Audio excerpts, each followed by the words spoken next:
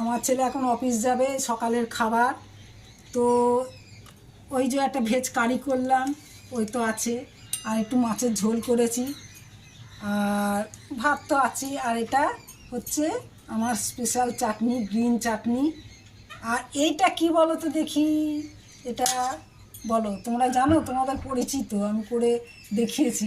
এটা হচ্ছে কুমড়োর ভেতরে যে শাঁসটা, দানাগুলো ফেলে ওই শাঁসের বড়া। এর মধ্যে তিল আছে, ধনেপাতা আছে, লঙ্কা আছে, নুন হলুদ তো সব লাগবে, এক সামান্য হাফ চামচ ময়দা আছে, বেসন আছে, দিয়ে এবারে কুরকুরে বড়া ভাজা। এই আমার সকালের ছেলের টিফিন। ধনেপাতা স্পেশাল চাটনি, চাটনির মধ্যে আছে কারি পাতা আছে, তোমার বাদাম আছে, 1 চামচ ছোলার ডাল আছে, 1 চামচ তিল আছে,